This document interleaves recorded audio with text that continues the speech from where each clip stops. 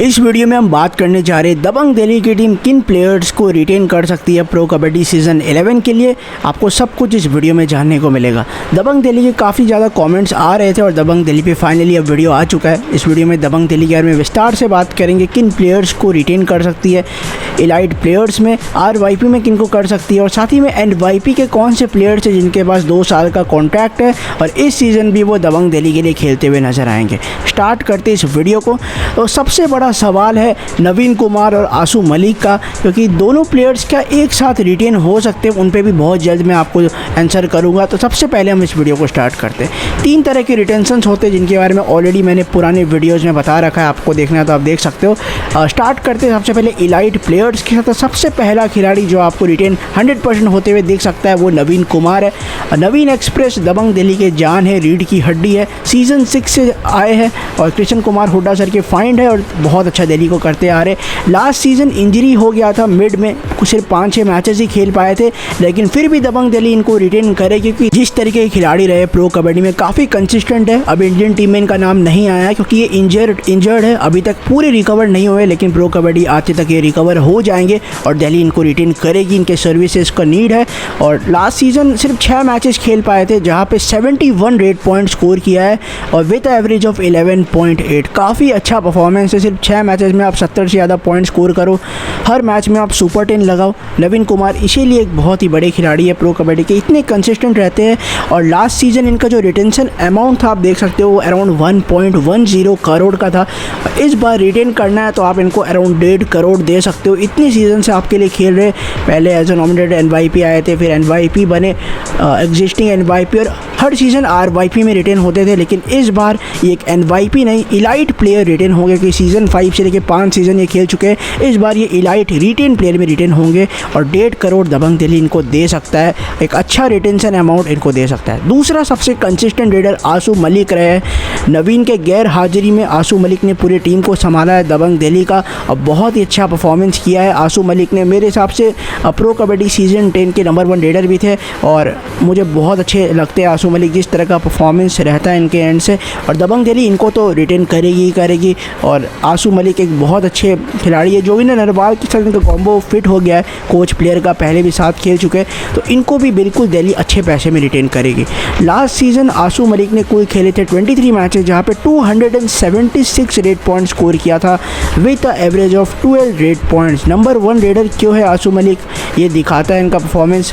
कहाँ पहले वो 70, 80, 100 टैकल रेट पॉइंट स्कोर करते थे, अब 276 रेट पॉइंट स्कोर किया, मेन रेडर बने और इनको ऑक्शन में FBM कार्ड यूज़ करके 96.25 लाख में ख़रीदा गया था। दबंग दिल्ली इनको 1.10 करोड़ में रिटेन करेगी 15% रूल के हिसाब से। और बहुत लोग पूछ रहे हैं कि नवीन का क्या कैटेगरी होगा। नवीन कैटेगरी A में ही आएंगे, आशु मलिक भी कैटेगरी A में आएंगे। नवीन कैटेगरी A में क्यों आएंगे, पवन का कैटेगरी B डाउन हुआ था इंजरी के कारण, तो इस बार नवीन कैटेगरी A में क्यों आएंगे क्योंकि नवीन ने 6 मैचेस खेले थे और हर मैच में पॉइंट सुपर 10 स्कोर किया है, इसलिए नवीन इस बार भी कैटेगरी A में ही आएंगे अकॉर्डिंग टू मी। और आशु मलिक को भी 1.10 करोड़ में रिटेन कर सकते, तो 2 बड़े रिटेंशंस दबंग दिल्ली के एंड से हमें नज़र आ सकता है। अब हम आएंगे RYP के बारे में। RYP में मेरे हिसाब से दिल्ली कोई रिटेंशन नहीं करेगा। NYP में डायरेक्ट आ जाते हैं। एग्जिस्टिंग इलाइट रिटेंशन जो मैं आपको बताया, 2 रेडर्स नवीन आशु हो गए और तीसरा खिलाड़ी विक्रांत हो सकते हैं और विक्रांत के बारे में मैं आगे बात करूँगा। विक्रांत जो कि डिफेंडर है। बात करते तीसरे इलाइट रिटेंशन जो कि विक्रांत हो सकते हैं। विक्रांत ने यहाँ पे कवर का पोजीशन खेला था, लेफ्ट कवर का। ऐसे है तो न्यू यंग प्लेयर क्योंकि ऑक्शन में आए थे कैटेगरी D में और इनको बेस प्राइस में दबंग दिल्ली ने खरीद लिया था और इनको भी दबंग दिल्ली रिटेन कर सकती है इलाइट प्लेयर्स में, क्योंकि कुछ हद तक कवर में अच्छा खेला था। इनका परफॉर्मेंस मैं आपको शो करा देता हूँ, कितना टैकल पॉइंट स्कोर किया इन्होंने सीज़न 10 में, आपने स्क्रीन पे देख सकते हो। कुल 18 मैचेस में 25 टैकल पॉइंट स्कोर किया विद एवरेज ऑफ 1.3। लेकिन कवर में काफ़ी डिफिकल्ट होता है पॉइंट स्कोर करना, लेकिन विक्रांत ने एवरेज परफॉर्मेंस दिया, इनको भी रिटेन कर सकती है। अब यहाँ पे कुछ मिस्टेक हुआ है मेरे एंड से, यहाँ पे 9.66 लाख लिखा है, एक्चुअली 9 लाख में खरीदे गए थे और इस बार इनको 11 लाख तक या 10.5 लाख तक रिटेन कर सकती है दिल्ली की टीम। तो ये आप थोड़ा देख सकते हो, ये गलती से 9.66 लाख लिखा है, मुझे लगा NYP है लेकिन ये इलाइट खिलाड़ी है और ये आपके तीसरे रिटेंशन हो सकते हैं। जैसे मैंने कहा RYP में कोई रिटेंशन नहीं होगा। एग्जिस्टिंग NYP का 4 साल का कॉन्ट्रैक्ट, 2 साल का कॉन्ट्रैक्ट कॉन्ट्रैक्ट होता है तो 4 प्लेयर्स मैंने आपको दिखाया, योगेश दहिया, आशीष मलिक, हिम्मत अंतिल और साथ ही में मनु देसवाल। ये चारों प्लेयर जूनियर वर्ल्ड चैंपियनशिप से आए थे नॉमिनेटेड एनवाईपी में, और जैसे 2 साल का कॉन्ट्रैक्ट होता है तो इसीलिए इस बार भी वो आपको सीजन 11 में इसी टीम के लिए नजर आएंगे। उसमें से 2 सुपरस्टार्स हमें देखने को मिले। सबसे पहला सुपरस्टार योगेश दहिया, क्या डिफेंडर मिला है प्रो कबड्डी को, राइट कॉर्नर की पोजीशन पे खेलते हैं और बड़े बड़े रेडर्स को इन्होंने टैकल किया है, चाहे वो पवन शेरावती क्यों ना हो, प्रदीप नरवाल हो, बहुत बड़े बड़े प्लेयर्स को इन्होंने अपने डिफेंस के चाल में फंसाया और काफ़ी अच्छे खिलाड़ी साबित हुए। सीज़न 10 के एनवाईपी थे योगेश दहिया, क्या ही परफॉर्मेंस था, और उनका हम स्टैट्स देख लेते हैं सीज़न 10 का कैसा परफॉर्मेंस रहा है। तो सीज़न 10 में ये कुल 23 मुकाबलों में 74 टैकल पॉइंट स्कोर किया है विद एवरेज ऑफ 3.22। काफ़ी अच्छा परफॉर्मेंस यहाँ पे दिखाया योगेश दहिया ने, और इस साल भी वो 100% दबंग दिल्ली में नज़र आ रहे हैं। और इनको 9.66 लाख नॉमिनेटेड एनवाईपी का प्राइस रहता था। इस बार रिटेन करना है तो ऐसे देना है तो 11.10 देना पड़ेगा, लेकिन योगेश दहिया का परफॉर्मेंस काफ़ी अच्छा था तो दिल्ली अपने हिसाब से भी कुछ पैसे बढ़ा के इनको रिटेन कर सकती है। तो 15 लाख तक योगेश दहिया आपको दिल्ली में नज़र आ सकते हैं। आते दूसरे खिलाड़ी पे जो कि एक और अच्छा परफॉर्मेंस नज़र आया इनके एंड से, वो है आशीष मलिक। आशीष मलिक दबंग दिल्ली के लिए एज अ लेफ्ट कॉर्नर नज़र आए, और इनका और योगेश दहिया का कॉम्बिनेशन सेट हो गया था कॉर्नर्स में, तो इनको भी रिटेन कर सकती है दबंग दिल्ली की टीम। और दबंग दिल्ली इनको रिटेन करेगी क्योंकि एनवाईपी है तो ऑब्वियसली 2 साल का कॉन्ट्रैक्ट है, तो आशीष मलिक भी आपको इसी टीम में नज़र आएंगे सीज़न 11 में। इनका परफॉर्मेंस भी देख लेते हैं कैसा रहा था सीज़न 10 में। तो आशीष मलिक ने यहाँ पे आप देख सकते हो कुल यहाँ पे खेले हैं 19 मैचेस जहाँ पे 48 टैकल पॉइंट स्कोर किया है विद एवरेज ऑफ 2.53, और सीज़न 11 में भी रेडी है ये दबंग दिल्ली के लिए खेलने के लिए। नॉमिनेटेड एनवाईपी क्या आए थे 9.66 लाख का होता है, इस बार 11.10 देना है, लेकिन दिल्ली इनको 13 के अराउंड दे सकती है, 13.10 लाख रिटेन करते हुए।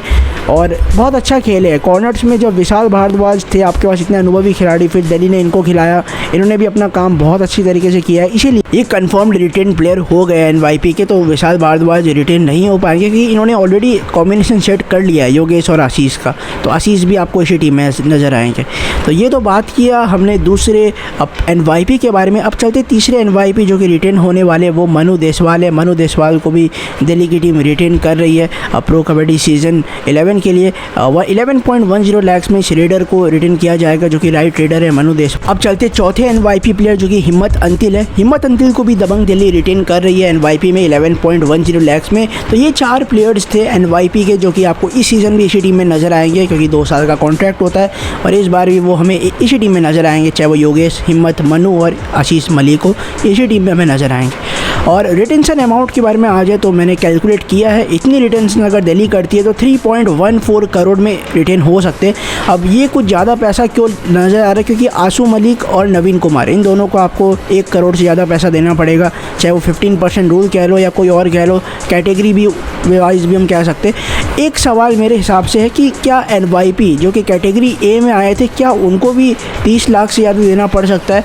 इसमें मैं थोड़ा कंफ्यूज्ड हूँ एक तरीके से, क्योंकि ये कभी रिवील नहीं किया गया है। क्योंकि देखा जाए तो योगेश दहिया कैटेगरी ए में आएंगे, लेकिन वो एक एनवाईपी, तो शायद ऐसा रूल हो है कि आरवाईपी और जो इलाइट प्लेयर है उनको ही कैटेगरी वाइज आप पैसा दे सकते हो, और एनवाईपी का फिक्स प्राइस उस हिसाब से हो सकता है। तो ये मैंने आपको रिटेन प्लेयर्स के बारे में बताया, जो कि रिटेंशन अमाउंट 3.14 में जैसे मैंने बताया, जो कि कैलकुलेट होके आता है। अगर आप कैलकुलेट करके देख लो थोड़ा ऊपर नीचे हो सकता है, लेकिन इसमें से आप 35 लाख और ऐड कर सकते हो, क्योंकि जो एनवाईपी के नाम आने वाले नॉमिनेटेड एनवाईपी के, उनका भी प्राइस ऐड होगा रिटेंशन अमाउंट में, तो करीब 3.5 करोड़ के हिसाब से यहाँ पे बन जाएगा। उसके बाद जो बचे हुए पर्स है उसके साथ दिल्ली ऑक्शन में जाएगी, और हो सकता है कुछ मंजीत को वापस ले ले।